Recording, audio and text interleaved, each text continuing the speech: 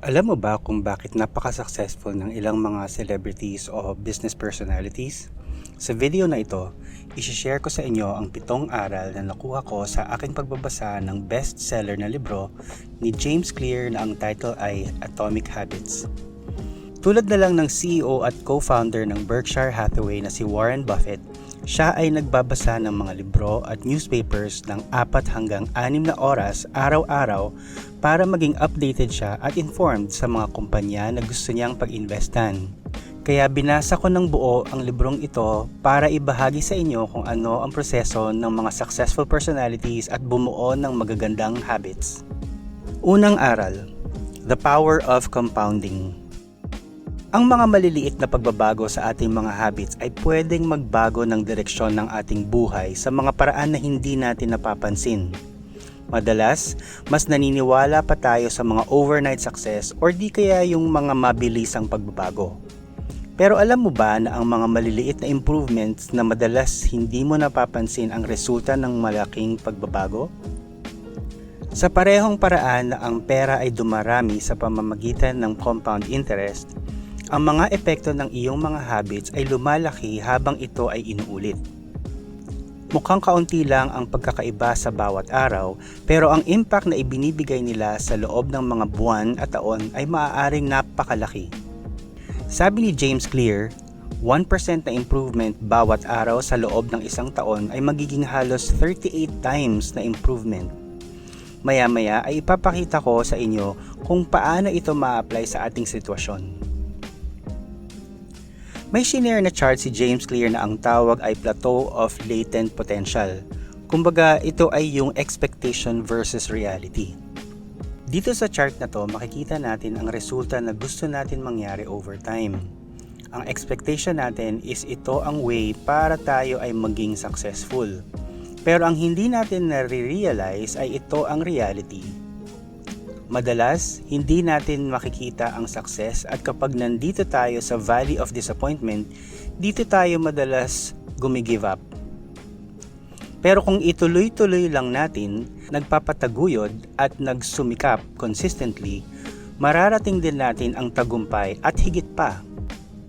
Sa mga taong ang goal ay mag-jog pero hindi pa nagsisimula, at kung sisimulan mo mag-jog ng 100 meters, bale, ito ay katumbas sa 3.5 haba ng isang basketball court. At dagdagan mo ng 1% kada araw sa isang taon, by the end of the year, kaya mo nang mag-jog ng halos 4 na kilometro. Pangalawang aral, goals versus systems. Tayo mga Pinoy, marami tayong goals, career goals, travel plans, family goals, at love life goals. Pero ang hindi natin masyadong pinaglalaanan ng panahon ay kung paano ba natin ma-achieve ang mga goals natin. Hindi natin pinag-iisipan ng mabuti kung ano ang steps na kailangan natin gawin para ma-achieve ang goals natin. Hindi sapat na may goals tayo sa buhay natin dahil lahat ng tao, successful man o hindi, ay may goals. Ang pinagkaiba lang ng mga successful na tao ay meron silang sistema na sinusunod para ma-achieve ang goals nila. So, imbes na focus tayo sa goals, sa sistema tayo mag-focus. Kung ang goal mo ay mag-improve sa trabaho, paano mo ito lalagyan ng sistema? Pwedeng magbasa ka ng libro araw-araw, o pwedeng manood ka ng videos na ipapublish ko every week para lumawak ang iyong kaalaman. Kaya i-like ang video na ito at mag-subscribe. Tapos, i-click ang notification bell para malaman mo agad na nag-upload ako ng bagong video. Kung maaalala mo sa unang aral natin, hindi mo kailangan magbasa ng isang libro every day.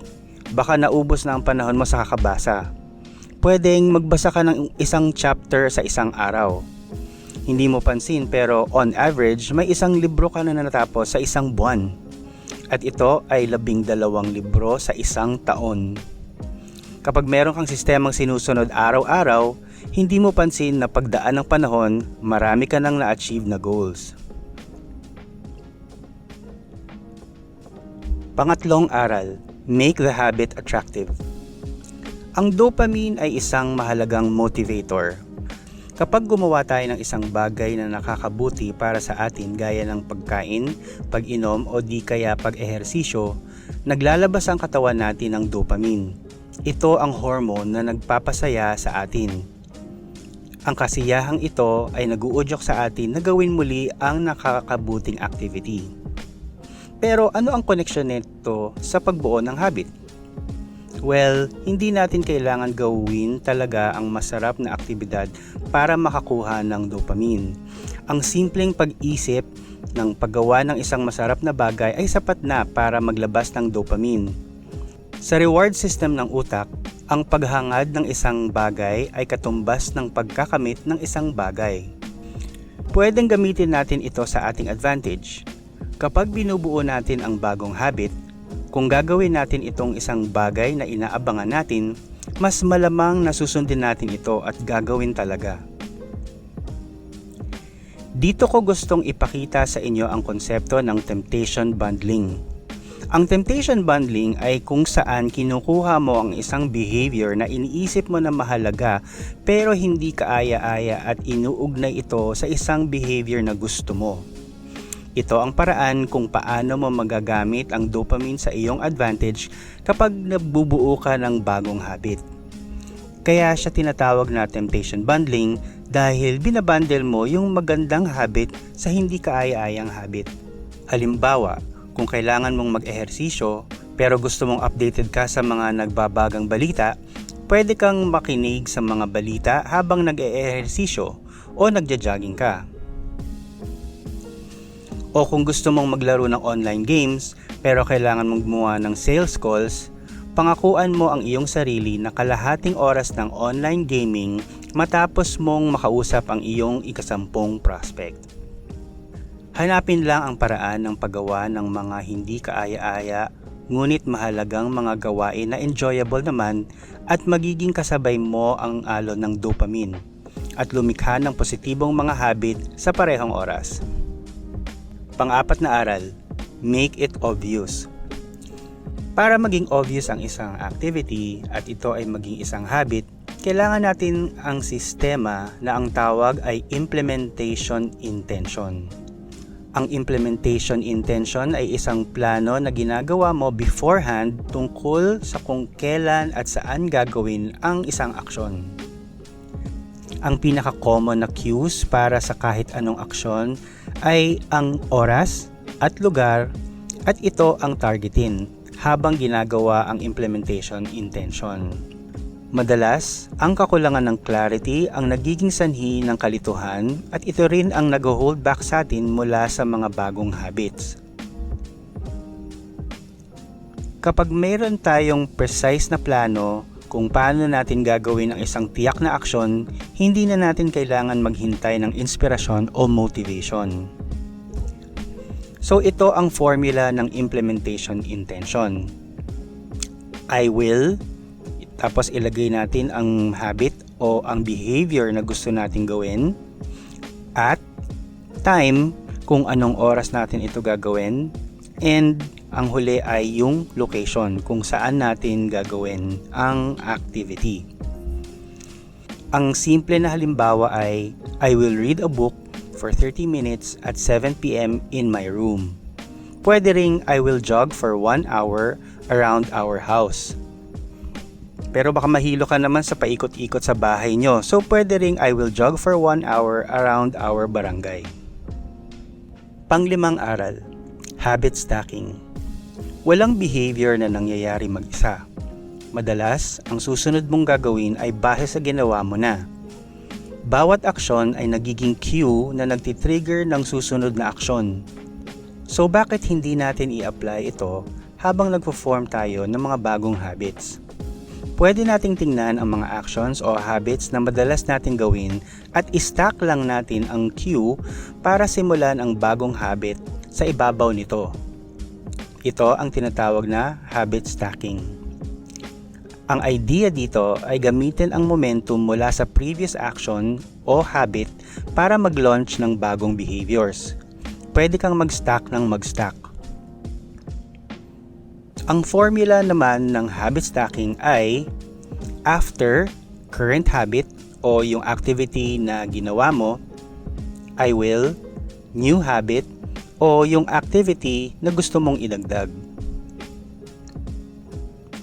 Depende sa bagong habit na gusto mong i-form, aralin mo ang iyong daily habits at pumili ng appropriate na cues para matrigger ang bagong behavior base sa frequency at oras ng araw na gusto mong i-form ang bagong habit. Isang simple na halimbawa ng habit stacking ay, I will jog for 1 hour at 7 p.m. around our barangay.